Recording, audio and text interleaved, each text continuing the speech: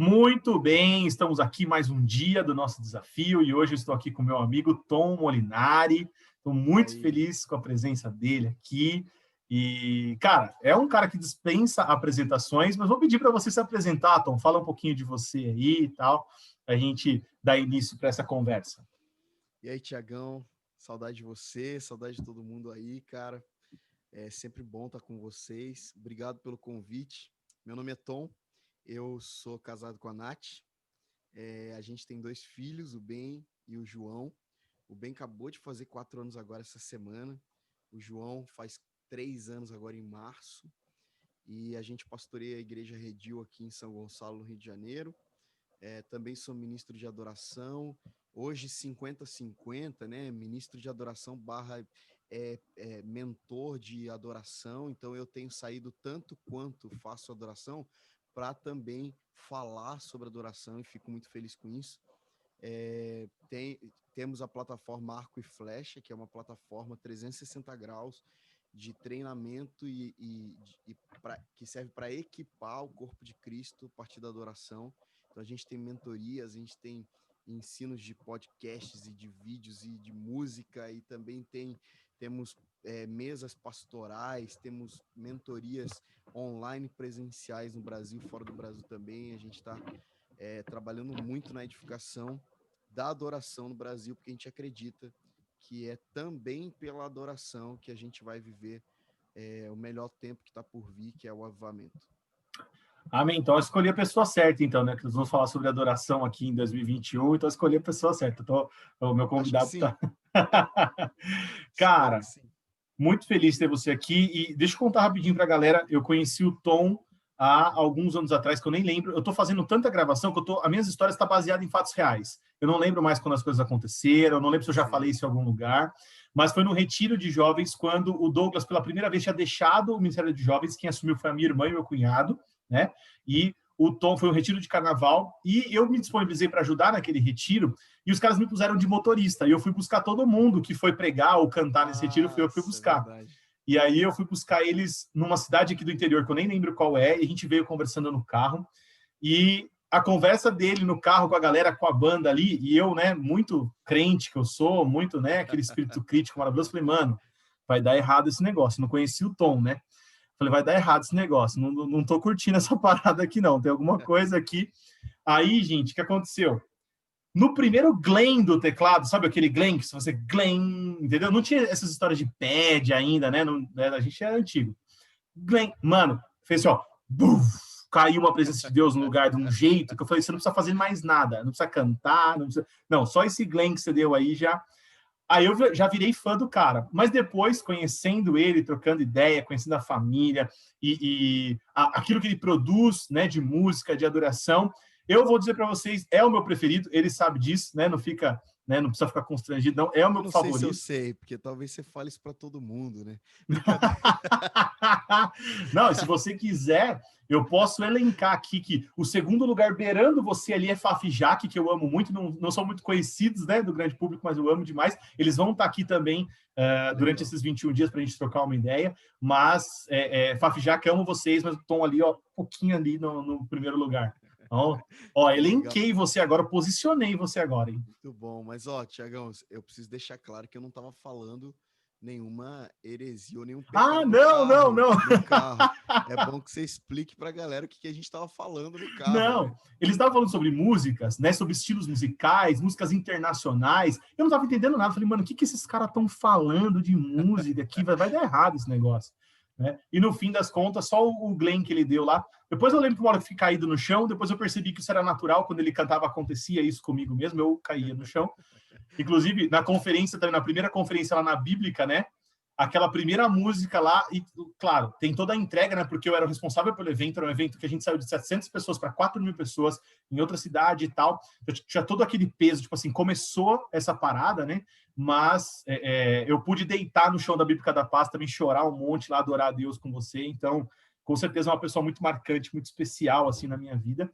E um presente de Deus, porque nos tornamos amigos, né, ao longo desse processo. A gente participou aí do primeiro livro que você fez, né? A gente pôde Verdade. desenvolver junto. Mas eu estou falando muito aqui, e não sou eu que devo falar nesse lugar, é você que deve falar. Então, Vou começar perguntando, cara, como que você descobriu o seu propósito, como você se descobriu como um adorador? Conta um pouquinho desse processo para nós aí. Cara, eu sou um daqueles meninos que foram tocados por Jesus muito cedo. Então, eu fui batizado no Espírito Santo com línguas com 8 anos. Uau. Eu fui batizado nas águas depois com 12. Então, eu sou aquele típico menino que quase toda igreja tem, que toda igreja olha para ele como um menino promissor, sabe? Tipo, cara, esse menino é de Deus, ele vai crescer em Deus e tal. E de fato, quando eu tinha 14 anos, mais ou menos, eu comecei a ter vários encontros muito preciosos com Jesus no meu quarto. Enquanto meus amigos estavam jogando bola, eu estava chorando, chorando mesmo, literalmente, por Jesus e compondo minhas primeiras músicas. Então, nesse lugar eu fui marcado. Tem música que eu canto que é daquela época, que eu canto hoje. Eu fui bem marcado mesmo. E também, junto com isso, recebia muitas palavras proféticas sobre como eu ia viver nos dias de hoje. Então, graças a Deus, hoje eu olho para trás e percebo que eu estou vivendo coerente, né, de modo digno com a promessa de Deus para minha vida. Uau. Mas eu recebia muitas palavras, eu não conseguia fugir de nenhuma delas, assim, porque eram muitas, eram em todos os lugares que eu ia, e eu não sei como, não consigo explicar como, mas de fato, quando eu tocava era diferente. Desde menino, comecei com 15 anos ministrar louvor com o microfone na mão lá na igreja, e já comecei cantando uma música minha. Eu lembro que teve um congresso de adolescentes da minha igreja e montaram uma bandinha só de adolescentes para tocar. E era a minha primeira vez com o microfone na mão, porque eu sempre fui baterista, violonista, mas nunca cantei de fato liderando a igreja. E aí a gente falou, cara, nada melhor do que a gente pôr uma música sua para para ministrar pela primeira vez no Congresso dos Adolescentes, vai ser muito legal. E para minha surpresa, mano, quando eu cantei a música, a glória de Deus desceu assim, de maneira poderosa.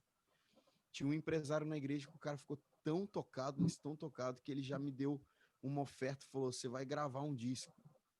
E eu comecei o processo de gravar um disco, lá com adolescente, não deu certo, não foi para frente.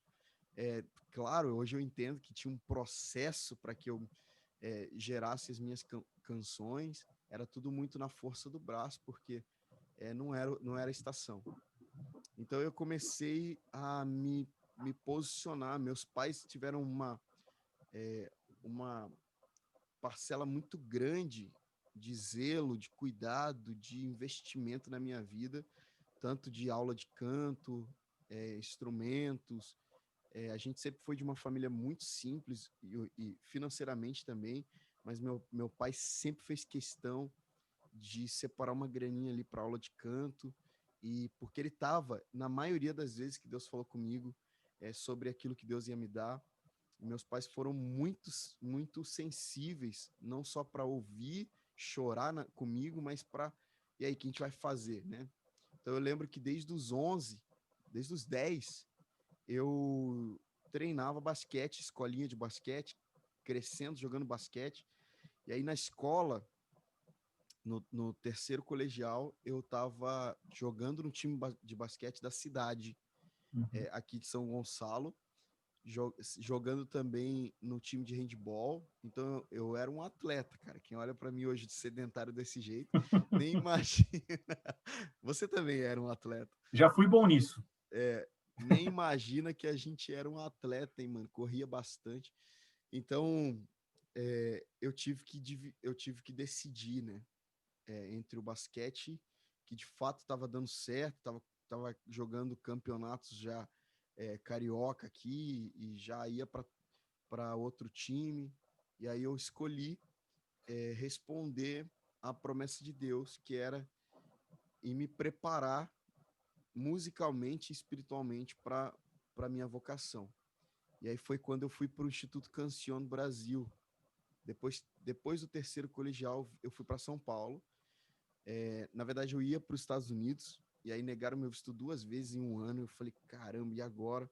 Eu ia estudar no Instituto Cancion lá da Flórida, e aí não deu certo, eu vim para São Paulo, e aí me formei em 2010 no Instituto Cancion como o melhor aluno da minha geração. Eu fui o único que me formei, inclusive, porque a música era muito forte. Então eu já me destaquei, já comecei a tocar na banda dos professores, tocava baixo, e todo Você lugar que toca eu tudo, né? ia... Você falou que tocou bateria, violão, baixo, teclado, que é o Glenn que eu falei, você toca tudo. Eu comecei baterista, né? E aí eu sou autodidata de violão, nunca tive um professor, mas eu me formei em piano no Instituto Cancion. E aí teve uma época que eu toquei baixo nessa banda, que é música, né? Então é fácil quando você já tem harmonia ali, você já arriscar no baixo, não era meu instrumento, mas porque eu aceitei essa oportunidade porque eu ia tocar com os meus professores. Uhum. E eles viajavam o Brasil e também fora do Brasil. A gente foi para Argentina junto, a gente foi Brasil inteiro quase. Então, assim, a gente ficou viajando e eu aprendendo muito com eles sobre adoração, sobre música. Então, eu aceitei esse desafio. Não era meu instrumento, nunca tinha tocado baixo profissionalmente. Eu aceitei tocar. E aí, num dia eu estava tocando baixo com eles numa conferência. E aí o Theo Hayashi foi pregar nessa conferência e me viu tocando baixo. Não é soberba, mano, mas é só pra você perceber que eu tinha uma parada especial já desde moleque. Uhum. Porque nesse dia que eu tava tocando baixo, eu só tava tocando baixo. Não que seja desonroso, mas eu não tava com o microfone na mão. E ele não parava de olhar para mim o culto inteiro. Terminou o culto, ele falou pro meu professor, pro meu diretor, que era meu pastor na época, falou, cara, eu quero que esse menino venha tocar num culto Dunamis. E aí a gente aceitou o desafio, fomos tocar num culto Dunamis, por fim eu fui parar no Dunamis. Uhum. Tô contando rapidamente minha história, assim, Sim, bem sim. rápido. Então, servi o Dunamis lá por 3 anos e meio, tocando guitarra na banda. Então já é mais um instrumento que eu tive que me virar e tocar profissionalmente, né? Mas como a música é uma só, então você acaba... Só o que muda é a técnica do instrumento, né? Então, servi o movimento Dunamis, e aí voltei para o Rio em 2015 para servir aqui a Igreja Redil. Hoje eu sou pastor aqui, pastoreio uma comunidade local da Igreja Redil. Meu pai pastoreia outra, eu pastoreio local. Então tem sido um desafio para mim, mas a adoração sempre esteve presente na minha vida e sempre foi muito especial, sempre fui muito entregue, muito quebrantado. Claro, sempre tive limitações normais de todo mundo, mas eu sempre tive uma entrega genuína e até extravagante no secreto. Então eu acho que a minha vida sempre vai ter um link com o mergulho na adoração de fato. Então sempre norteou a minha vida as composições. As composições sempre foram muito naturais para mim. Como que você começou a compor? Você estava falando, Então, né, de seus instrumentos e tal, mas e a composição? Porque é um ponto fortíssimo também, que é uma coisa que você manja demais e desenvolveu ao longo dos anos. Como começou essa brincadeira? Então, começou de maneira muito orgânica, porque eu precisava responder aquilo que estava queimando dentro de mim no meu secreto. Eu sabia algumas notas no violão naquela época, começando a tocar, e eu ia meio que orando e musicalizando minha oração. Hoje eu dou ferramentas, né, espirituais e práticas para que você faça isso, mas naquela época eu não tinha ninguém que pudesse me ensinar, não tinha literatura, porque nem tinha internet direito. Não, então, era eu musicalizando a minha oração. Então, eu costumo brincar e dizer que tem 2 características principais nas minhas composições daquela época. Primeiro, extremamente infantis as minhas composições. Natural, porque eu era um adolescente. Uhum. Então, não tinha muita poesia, riqueza bíblica, então nem se fala, não tinha. e nem musical, era muito infantil mesmo, assim. Mas tem uma segunda característica que era muito genuíno, era muito poderoso, porque fluía de um lugar de uma visitação. Mano, de fato, eu estava sendo tocado por Jesus no meu quarto, assim, de maneira singular. Minha mãe chegou a achar que eu estava em depressão, porque ela passava na frente do corredor do meu quarto e eu estava chorando, chorando, chorando, e era todo dia isso. Eu passei uma época, tipo uns 2 anos, muito apaixonado por Jesus mesmo, assim. Voltava do colégio de manhã e já corria para o quarto. Eu passava a tarde inteira chorando. Chorando, orando, lendo. Naquela época eles me deram uma Bíblia de estudo, eu comecei a mergulhar nisso. Então eu era muito apaixonado pela descoberta assim do secreto, por tudo que Deus estava falando comigo. Então hoje eu colho frutos daquela época, eu tenho certeza. E a Que massa. composição nasceu desse lugar, né? Então, com o passar do tempo, você vai ficando mais esperto, né, do que fazer, do que não fazer, de como escrever, e aí você vai crescendo em biblicidade também, né? Que é a riqueza teológica. Então, você vai dando mais propriedade para aquilo que você está falando. Então, hoje eu tenho muito mais autoridade para cantar sobre um assunto, porque eu tenho muito mais Bíblia sobre o assunto, né? Muito mais propriedade para falar desse assunto. Então, mais a essência da minha composição é sempre essa. Eu tô com meu violão aqui, tá quase na minha mão aqui. Eu pego ele e eu vou respondendo aquilo que está queimando dentro do meu coração sobre quem Deus é.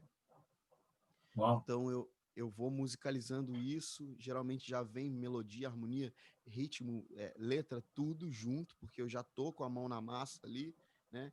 Então eu só vou registro aqui no meu celular, gravo e eu vou, obviamente, melhorando até chegar num entendimento de que isso é bom para a comunidade, para aqueles que me ouvirem. Que massa. E aí isso virou sua vida. Aí você escolheu, né, trocou o basquete e tal, e virou sua vida. Aí você passou a ministrar nos lugares e tal, foi ficando conhecido. Porque assim, foi na minha visão, não sei, né, para você, né, os caras falam, né, demora muito tempo alguma coisa acontecer de repente, né? Sim. Mas na minha visão, você teve assim um crescimento muito rápido, né, nos últimos anos. Claro que fruto daquilo que você tinha plantado, mas, por exemplo, nesse encontro que nós tivemos lá no carnaval, lá do retiro de carnaval, né? Você ainda não era muito conhecido, né? Não. E, de repente, as coisas aconteceram. Como que você acha que, de repente, aconteceram? O que você acha que foi o Então, fator? Então, eu sou um cara muito privilegiado, porque eu passei na mão de gente muito boa.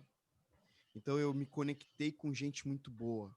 Então, eu era baixista lá daquela banda de professores lá do Cancion, e eu rodei o Brasil tocando com eles. Então, eu fui entendendo como é que funcionava. O meu pastor, que eu sempre honro esse cara quando eu estou contando essa história, que é o Márcio Maldonado, daquela época, meu diretor do Instituto Cancion, ele, ele terminava uma ministração e ele falava para mim, um dia você vai estar onde eu estava hoje. O que você viu do Espírito? Ele não me deixava quieto, cara. E aí, quando eu fui pro Dunamis, a banda Soso, que é a banda que eu liderava, explodiu no Brasil. A Uhum. gente tinha agendas para tudo quanto é lugar. Então eu viajei muito também, mas as pessoas não conectavam muito o nome à pessoa. Uhum. Então eu não era uma figura conhecida, mas eu tinha uma banda conhecida. Uhum. Então quando eu voltei para o Rio em 2015, o Senhor me fez zerar, porque e aí é uma outra história, né? Mas ele queria que eu tivesse a minha própria identidade nas canções. Então ele me fez zerar tudo. Eu fiquei 5 meses em casa, de braço cruzado, perguntando para Deus: qual que é o próximo passo? Você me trouxe para cá, eu tô dentro do meu quarto e eu não sei o que eu vou fazer. Então meio que eu tenho até um testemunho rápido de como que Uhum. eu voltei a ministrar depois desse período de 5 meses. Uhum. A gente voltou, eu e a Nath, para o Rio, voltamos aqui para a cidade e ficamos de braços cruzados esperando Deus. Uhum. E eu fiquei 5 meses em crise, uma crise absurda, porque, tipo, cara, eu tava lá naquela banda que tocava o Brasil inteiro, que todo mundo conhece Dunamis, quem não conhece Dunamis? Uhum. E agora eu tô aqui. E aí, no 15º mês, eu tava bem desesperado já, e eu ouvi Deus falando comigo. levanta porque você tem uma voz. Eu lembro que eu levantei de fato, porque eu estava deitado no chão. Eu levantei, abri a porta, eu dei de cara com a Nath no outro quarto. Falei, amor, Deus mandou eu levantar porque eu tenho uma voz. Ela falou, ufa, eu estava aqui no meu quarto orando por isso. E aí eu falei, mas como é que eu vou fazer? Porque eu não vou lá bater na porta das igrejas e falar, me convida aí. Eu nunca tive essa cultura, e eu acho que eu nem gosto desse lance de agenda aberta, ó, tô à disposição aí, se vocês quiserem. Não, nunca fiz isso. Nunca me convidei para nada. Então eu falei, cara, como é que a gente vai fazer? E Nath falou, se Deus mandou você levantar, é porque ele vai mandar você, ele vai abrir as portas dos lugares para você. Eu falei, amém.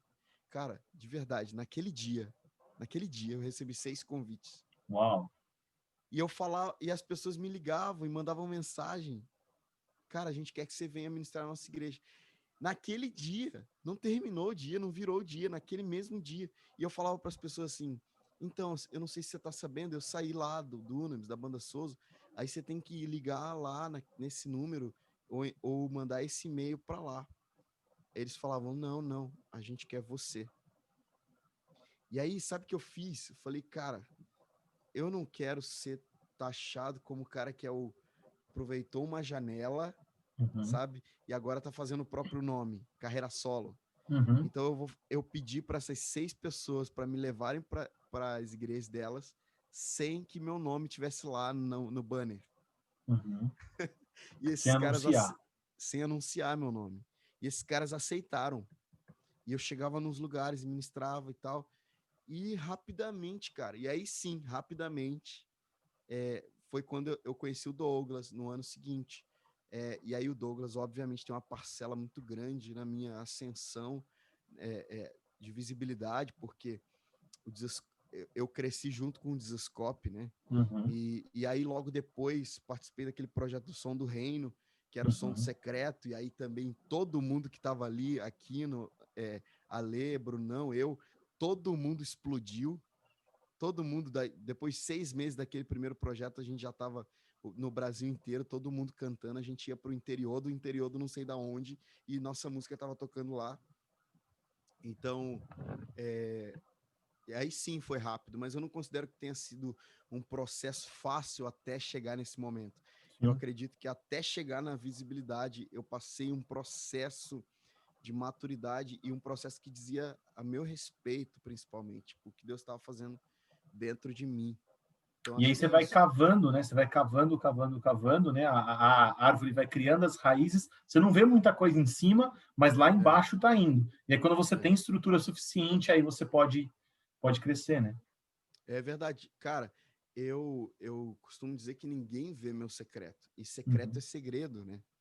O que é do secreto é segredo mesmo. Uhum. E ninguém vê aquilo que eu estou gerando. Poucas coisas saem para público, né? Deus fala todo dia, de todas as formas. Deus usa todo mundo para falar comigo, por sua palavra, mas poucas coisas a gente libera. Uhum. Poucas e ricas coisas a gente libera. Agora, a maioria a gente retém para nós e a gente se torna aquilo que Deus está falando com a gente. Eu costumo dizer que você tem 3 passos ou 3 pontos de um processo até que você tenha autoridade na liberação de uma mensagem. Você ouve a mensagem, você se torna a mensagem e depois você prega a mensagem. Então, esse processo de se tornar a mensagem é o processo que fez com que Davi estivesse pronto quando o Saul estava precisando dele. É Uhum. quando João Batista crescia e se fortalecia nos desertos até que ele pudesse falar, que ele era a voz daquele que clama no deserto. Isaías, o Espírito do Senhor está sobre mim, porque ele me ungiu. Então, tantos processos até chegar numa mensagem de autoridade que a gente tem que obedecer. Inclusive, o Tesouro dos Atentos é essa mensagem. É essa mensagem de eu vou encontrando tesouros a partir desse lugar de atenção, eu vou me tornando aquilo que Deus está me mostrando, a fim de que eu componha, seja cantando, seja pregando, seja pintando, dançando, aquela mensagem que que Deus falou comigo. Então é muito importante o processo, né? Que massa. Cara, falando disso, né, desse processo, assim, eu achei de muita clareza e de muita visão, de muito entendimento, aquela a sua jornada que você fez agora recentemente, né, falando do Tesouro dos Atentos, falando do seu curso de composição. Começou a chover aqui e não sei se está ouvindo esse barulho maravilhoso de chuva, mas até assustei aqui com a chuva na minha janela aqui. Mas dá para ouvir pouquinho, fica Então tranquilo. beleza. E eu vi muita lucidez, muita clareza na descrição que você fez sobre os momentos da adoração brasileira de acordo com esses movimentos. Por que eu vejo isso? Né? Eu costumo brincar que eu sou um crente velho, né? Já tenho 30 anos de igreja, quase 27 anos aí vendo as coisas, e eu sou muito observador nesse ponto, e eu achei de muita lucidez, né? A descrição que você fez de cada momento. E o entendimento de que esse momento da adoração brasileira conduziu a população, os cristãos, durante esse período, né? E de que nós precisamos de um próximo momento agora, que seria a sua convocação, para que a gente se tornasse todo mundo, né, um compositor, aquela parada das 100 mil canções, né? Tudo isso que você está gerando, achei muito massa, né? Isso que você fez, muita clareza de onde nós viemos e para onde nós estamos indo. Né? Sim. Agora, a minha pergunta para você, cara, que é a minha proposta aqui é, Tom, eu não sou um líder de adoração, né? Talvez eu não vá conduzir esse momento, e você está conduzindo isso, né? Você está conduzindo uma parada muito massa, né? Vamos liberar 100 mil canções, vamos gerar nossas paradas e tal, mas como que eu, uma pessoa comum, eu quando toco campainha, eu desafino a campainha, preciso uma noção né, de como eu sou ruim, como que eu me envolvo nisso, cara? Como que um cidadão comum, né, se envolve nisso? Eu posso ser um adorador também? Como é que isso funciona na sua cabeça? Sim. Cara, a primeira identidade que a gente tem, a nível de importância, é que somos filhos. A segunda, a nível de importância, na minha opinião, é que somos sacerdotes. E a terceira é que nós somos um reino, reis e sacerdotes. Então, para mim, a junção dessas três identidades formam aquilo que nós devemos ser quando ninguém está nos vendo e também quando as pessoas estão nos vendo, que fala sobre adoração. É clichê, mas preciso falar que adoração não é música, certo? Adoração não é música, e também não vou dizer aqui, porque isso sim seria um clichê, que a adoração é estilo de vida. Né? Muita gente fala isso, que a adoração é estilo de vida. Sim, a adoração é um estilo de vida, mas não é qualquer estilo de vida. É o estilo de vida que Deus já pré-estabeleceu, a partir dessas três naturezas. Filiação por quê? Porque eu sou filho, eu tenho tudo que meu pai tem. Então eu valorizo tudo que ele tem, tudo que ele é. Ninguém valoriza mais você do que sua família. Então você deseja que teu filho reconheça quem você é e valorize o que você tem. Então esses dois pilares do reconhecimento e da valorização são pilares que vão moldar a sua adoração, mano. Então de cara, por onde eu começo a minha vida de adoração? Já que eu sou uma pessoa comum, né, entre aspas, por onde eu começo? Começa pelo reconhecimento, pela valorização. Eu tenho um Deus e esse Deus é meu pai, e eu valorizo tudo que ele tem e tudo que ele é. Sacerdócio é, para mim, o modelo mais completo da Bíblia, tanto que o escritor aos Hebreus vai falar que Jesus Cristo é o sacerdócio perfeito, é o modelo sacerdotal perfeito. Por quê? Porque ele é o sacerdote, aquele que sacrifica, e ele é o que é sacrificado, porque é o Cordeiro de Deus que tira o pecado do mundo. Então essa identidade, vocês são sacerdotes, vocês são mediadores. A gente, às vezes, não entende muito bem o que Pedro está falando, né, em 1 Pedro 2,9. Vocês são sacerdócio real. Vocês são sacerdotes. Todos vocês são sacerdotes. A gente entende que sacerdote, numa visão distorcida e limitada, é aquele cara que é um intercessor, que une Deus e tudo aquilo que Deus criou. Beleza, é isso. Na salinha das crianças você pode ensinar isso. Porém, nós precisamos entender que assim como Adão, ele foi feito do pó da terra e Deus soprou o fôlego de vida, ou seja, ele tem metade terra e metade divino, porque tem o fôlego dentro dele, esse sou eu também. Uau. E eu sou sacerdote não é porque eu estou entre Deus e o homem perdido, mas é porque eu estou com Cristo entre céu e terra. Eu tenho da terra e tenho do céu. Então eu preciso, falou para Pedro, tu és Pedro e sobre essa pedra eu edificarei a minha igreja, e ele vai desenvolvendo isso e ele chega no entendimento assim, tudo que vocês ligarem na terra já terá sido ligado no céu.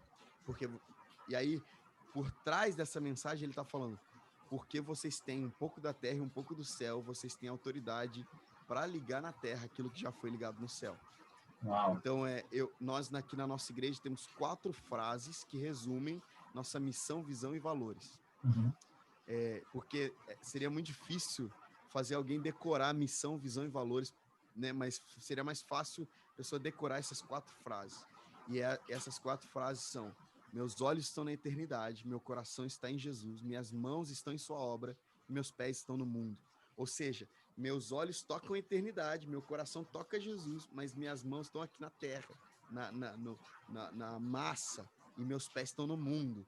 Então isso fala de um sacerdote pleno, de um homem, sabe? Então, assim, primeiro entendimento é que eu sou filho, e porque eu sou filho, eu preciso reconhecer e valorizar o que meu pai tem, porque eu sou herdeiro. Então, pensa, seu pai deixa para você uma herança de 100 milhões de dólares. À medida em que você tem um privilégio de receber essa herança, você tem uma responsabilidade. Qual que é? Não torra essa grana. Sim. Não gasta Administrar com... esse recurso. Exatamente. Então, isso fala de reconhecer e valorizar. Enquanto sacerdote te fala de que você... Mas, cara, os anjos queriam isso, mas você tem o que ninguém tem, né? De seres celestiais, que é você tem um pouco do céu e um pouco da terra. Salomão vai falar em Eclesiastes que há tempo para todas as coisas. E lá no final ele fala o seguinte: mas Deus pôs no coração do homem um desejo pela eternidade. Quando ele fala de tempo, ele está falando de chão, de cronologia, de terra.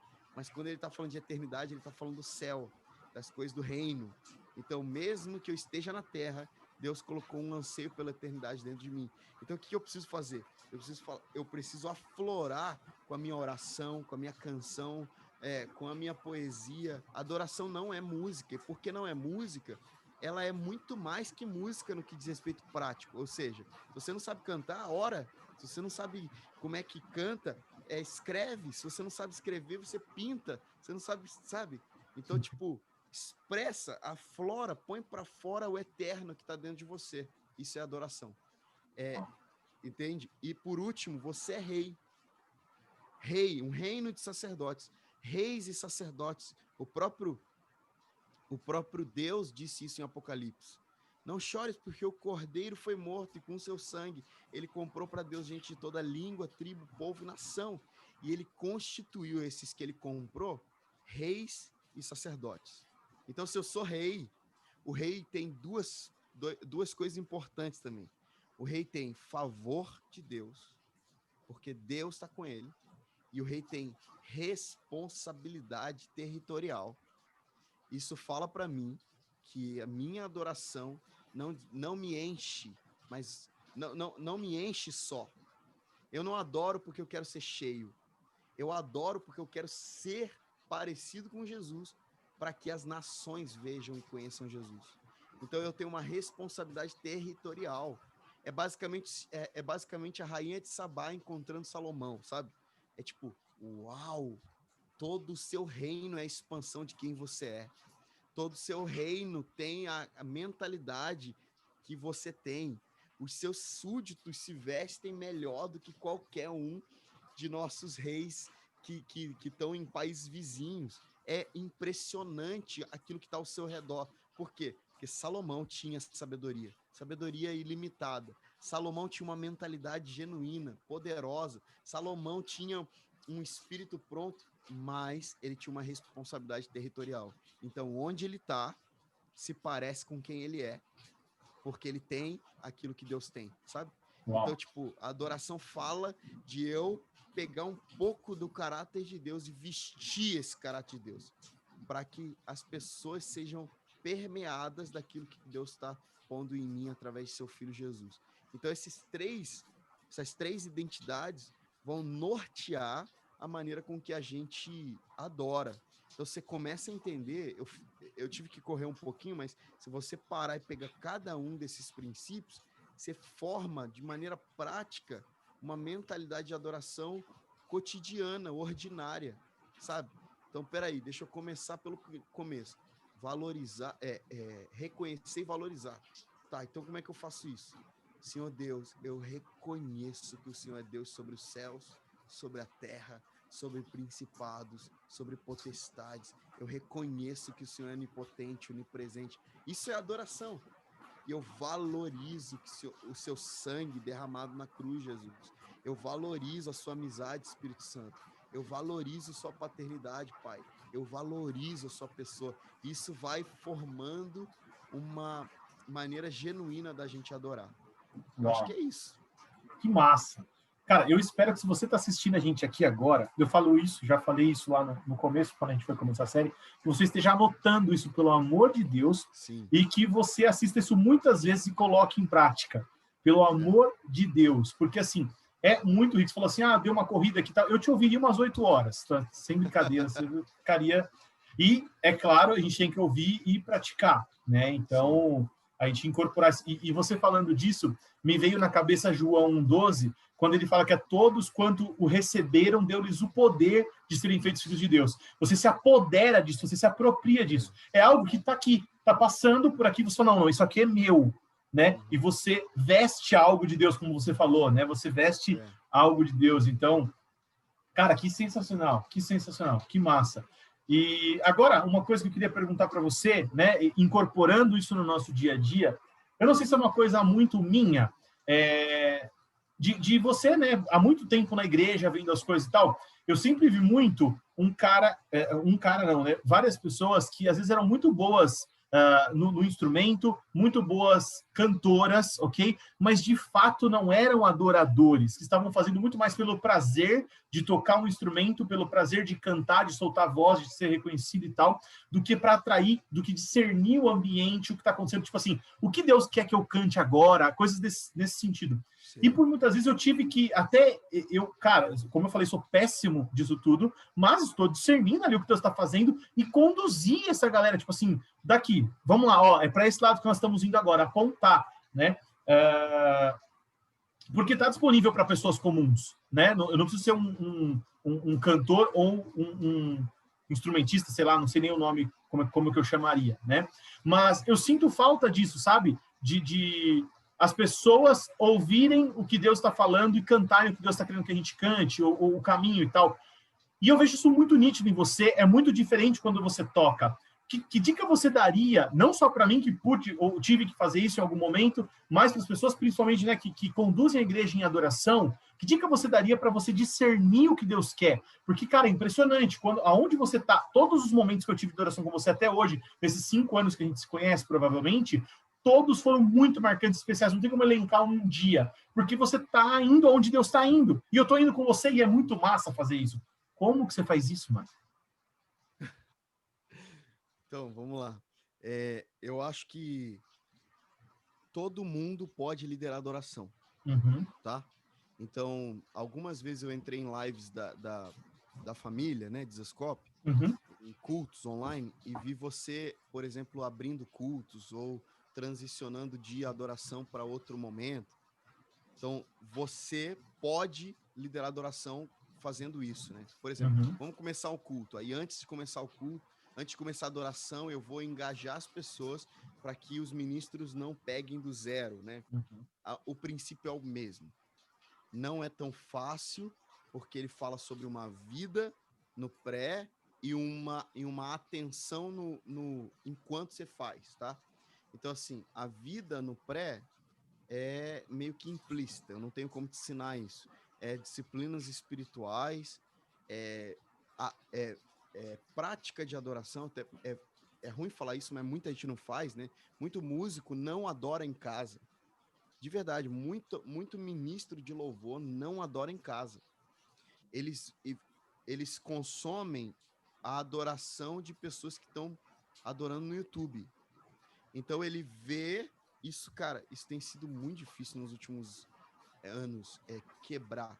Porque eu vejo pessoas no YouTube, eu coloco clipes lá rodando o tempo inteiro, vídeos. Então eu vejo como o cara se expressa, o que ele fala, quais são os jargões, como ele se comporta, e meio que eu tomo isso como uma referência para liderar minha igreja. Só que é mais ou menos o seguinte, é mais ou menos eu falar, Tiagão, ó, você precisa ensinar fulano a nadar. E aí, o que você faz? Você vai lá pro YouTube e você fica vendo as pessoas nadarem. Eu acho que... ele move o braço assim. Beleza. Então, chegou no dia que você precisa ensinar a entrar na piscina, nem você, nem a pessoa sabem nadar. Então, você só tem aquela imagem do que o Alessandro Vilas Boas estava fazendo, o que ele disse, como ele se mexia, como ele cantava, o que cantava. Então, é isso que tem acontecido. Infelizmente, nossas igrejas estão recheadas de referências que não são Cristo. E Jesus disse, o filho só pode fazer aquilo que vir o pai fazer. Então, o filho não pode fazer nada de si mesmo. E isso devemos, apesar de ser simples, devemos tomar como exemplo. Mano, de verdade, todos os meus momentos de adoração em casa, nenhum deles é olhando alguém fazer adoração, mas é fazendo de fato aquilo que eu faria um dia em público. Uhum. Então eu tô aqui agora diante de Jesus, contemplando com atenção genuína o caráter dele, a pessoa dele, seus atributos. E eu tenho um princípio comigo. Eu não vou adulterar a minha chama. Eu não vou adulterar a maneira com que a minha identidade de líder de adoração. Uma essência, né? Uma coisa que é Essa sua. essência, de fato. Eu não vou adulterar. Então, como não adultera? Começando dando um unfollow na maioria dos líderes de adoração que você imita, por exemplo. Porque essa cultura da imitação gera uma geração infrutífera com relação a quando, vamos supor, quando tem que pôr a mão na massa e fazer virar, por exemplo, você chega lá e nos primeiros 5 minutos você percebe que não é igual o vídeo que você estava vendo. Não tá a mesma presença. Não tá o mesmo nível de glória, porque talvez o vídeo que você viu é um corte de um momento inteiro, uma construção inteira de um momento de adoração. Então, talvez aquela seja a 4ª música. Então, até a 4ª música já pegou fogo. Talvez as pessoas que estão lá na plateia sabem que aquilo ali é uma gravação, então elas vão se posicionar diferente. Ou seja, não dá para eu reproduzir uma circunstância. Quando eu vou pegar o meu violão e tocar, os primeiros 5 minutos eu penso, não é igual ouvir no YouTube. Eu preciso liderar esse povo. O cara que me inspirou para tocar essa música que eu vou tocar agora não tá aqui comigo. Sou eu que preciso fazer. Então chega a hora do vamos ver. O que você precisa ter? Na minha opinião, você precisa ter 2 coisas. Eu ensino sobre isso. Você precisa ter discernimento e sensibilidade. O discernimento ele é uma capacidade de ver com os olhos espirituais.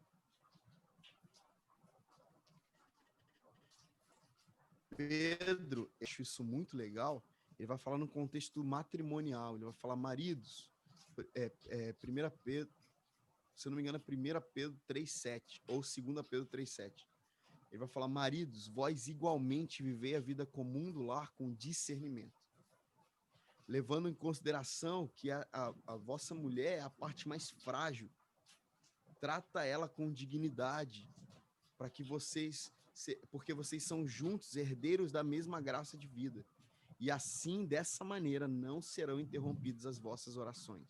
Quando você traz isso para o contexto da adoração e da liderança de adoração, você vai entender o seguinte: líder de adoração, viva a vida da igreja com discernimento. Lidera a igreja com discernimento. Trata ela como a parte mais frágil. Por quê? Porque tem um monte de gente ali na tua igreja que é frágil. Frágil não é fraco. Frágil é que se colocou numa posição de submissão e disse para você, me lidera. Sabe? Se submeteu a você. E aí você tem que liderar essa parte mais frágil, só que Pedro fala com discernimento. Discernimento, no original, a tradução original é a capacidade de ver, de enxergar, de compreender a partir dos olhos espirituais de maneira mais ampla, mais profunda e mais perfeita do que as pessoas a quem você está liderando. Então, na prática, você tem que ter olhos lá na frente.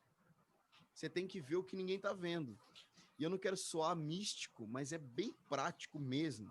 E eu sempre, quando eu falo de discernimento, eu falo o seguinte: você quer exercitar teu discernimento? Começa a prestar atenção em Jesus. Enquanto você toca, presta atenção em Jesus. Cara, eu vou te falar uma coisa, Thiagão. 90% das minhas músicas nasceram desse princípio que eu vou dar agora. Eu tô tocando uma música que eu já tenho, mas eu tô atento em Jesus. Quando eu paro de tocar a música que eu já tenho, chega a hora do que nós chamamos de espontâneo, né? De fazer a minha própria música. Nesse momento, eu vou ficar atento a como Jesus se revela para mim.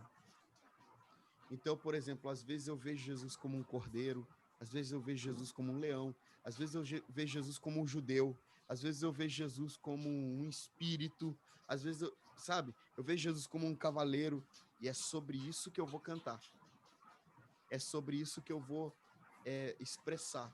Então, porque eu já fiz o meu dever de casa, que é ter uma vida ancorada na palavra de Deus, quando eu penso em Jesus como um cordeiro, eu já lembro de Apocalipse 5, eu já lembro de João Batista dizendo que ele é o cordeiro de Deus que tira o pecado do mundo, eu já lembro de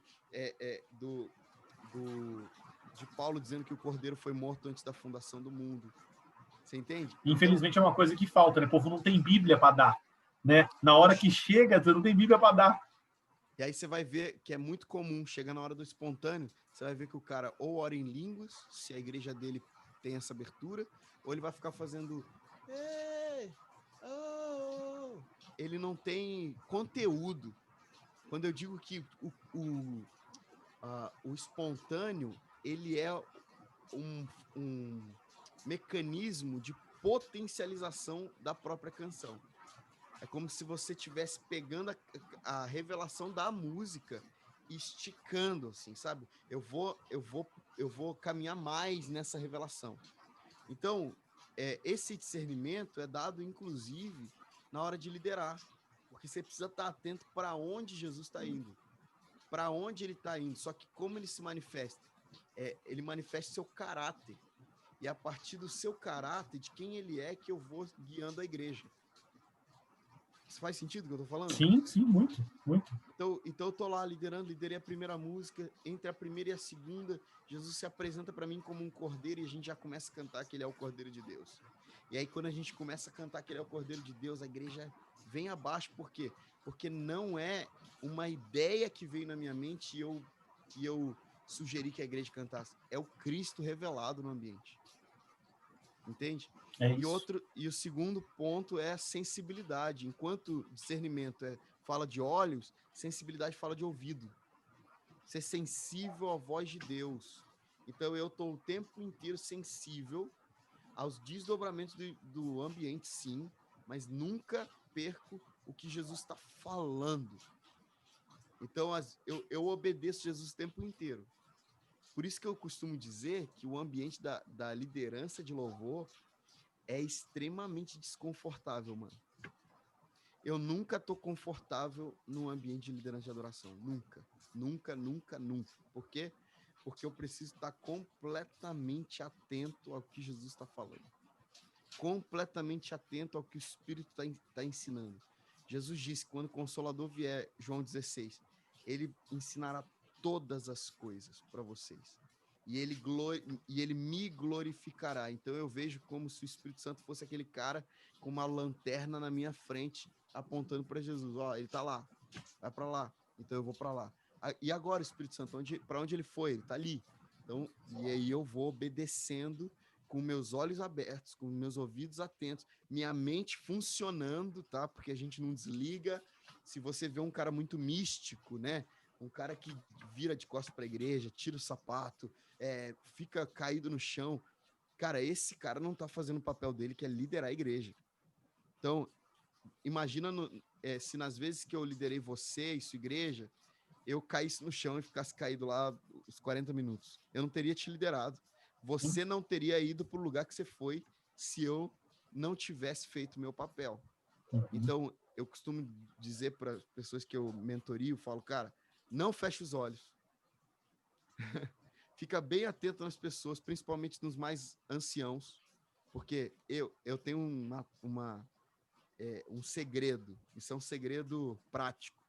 Eu lidero para os velhinhos, eu não lidero para os jovens. Uhum. E os jovens estão sempre comigo.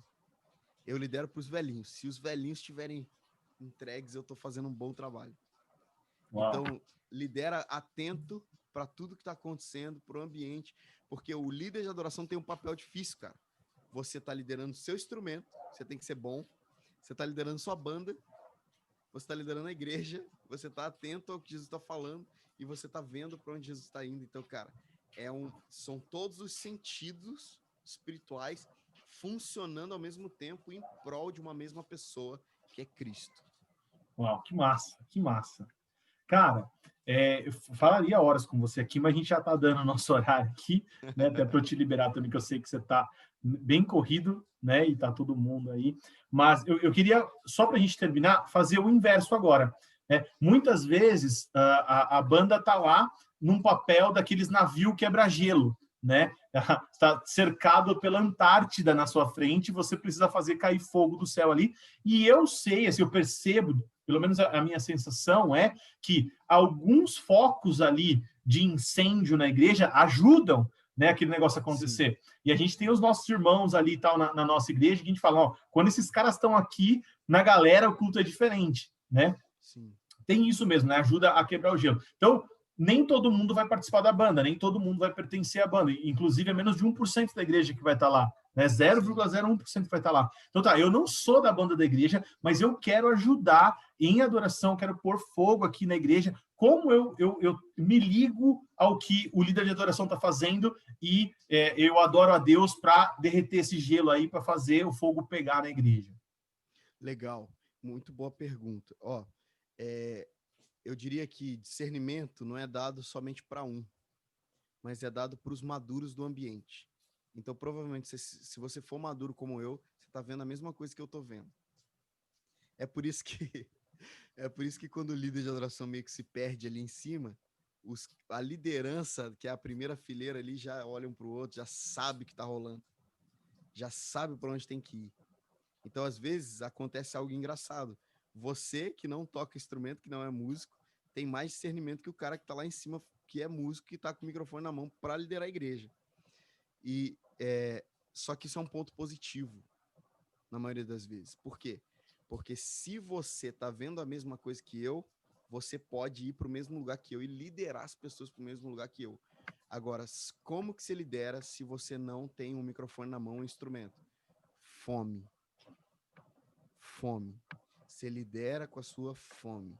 Então, na nossa igreja, a gente fala o seguinte, gente, a galera mais madura, nossa liderança, a galera que tem mais proximidade com aquilo que a gente está vivendo de cultura, vocês têm que ficar mais na frente. Vocês têm que ficar aqui perto do líder de adoração. Não vai lá para trás, não fica disperso. Fique aqui, porque não é manipulação, ok? Mas é ditar o ritmo. Então, a gente tá ditando o ritmo do ambiente. Eu percebi uma coisa, minha igreja está começando. Meu culto tem dado umas 60, 65 pessoas no domingo. Dá para perceber que, às vezes, entra 5, 10 visitantes, muda o ambiente para pior. Total. Sabe? E aí eu canso de falar isso, cara. eu falo o tempo inteiro para minha galera. Eu falo, cara, até quando a gente vai deixar 10 pessoas ditarem o ritmo do nosso culto? Se eles ditam um ritmo com falta de fome, a gente precisa ditar o ritmo com fome, sabe? Porque se pesa para lá, pesa para cá também. Então eu preciso fazer com que a fome contagie a igreja, porque fome é contagiante. Uau. Então, cara, você já tem que pré-estabelecer esse princípio na tua igreja, com a galera que você tem mais proximidade. Gente, faz uma reunião só para falar disso. Ó, na hora da adoração, você entendeu a adoração? Você sabe o que é? Sabe o que a gente está construindo? Sim. Então, por favor, não fica lá atrás.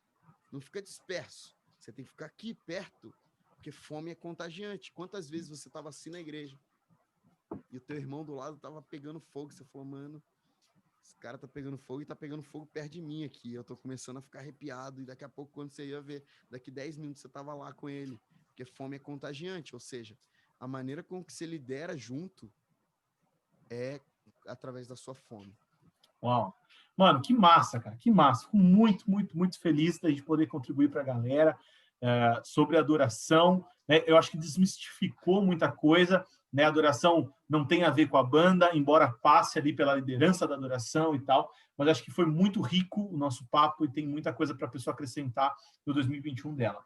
Para terminar, fala um pouquinho dos seus trabalhos, cara, de como que funciona para fazer uma mentoria com você, não sei se está aberto, como é que funciona, agendas abertas, não, brincadeira.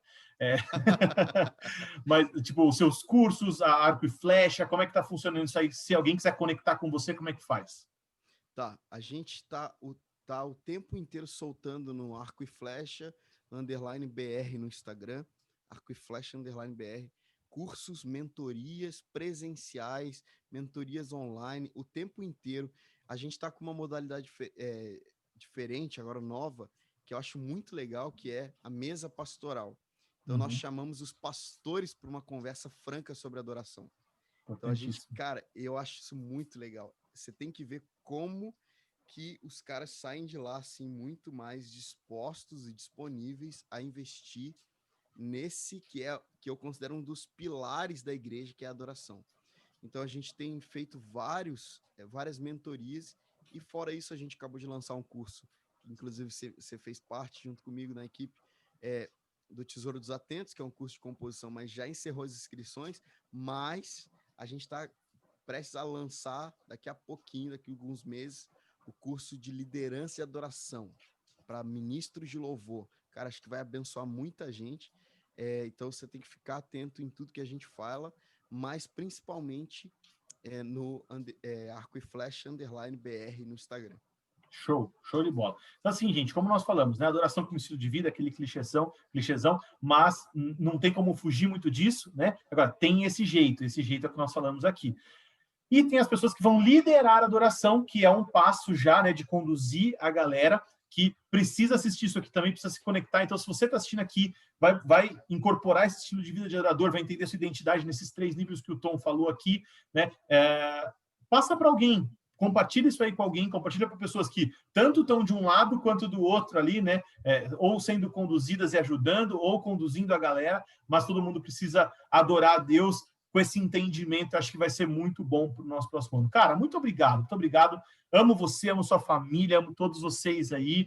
Muita saudade, queria muito que você estivesse mais perto. Inclusive, teve uma caixinha de perguntas, eu acho que foi, do Arco e Flecha essa semana, aonde que vai ser a gravação. Então eu falei assim, Bragança Paulista, a verdadeira casa deles.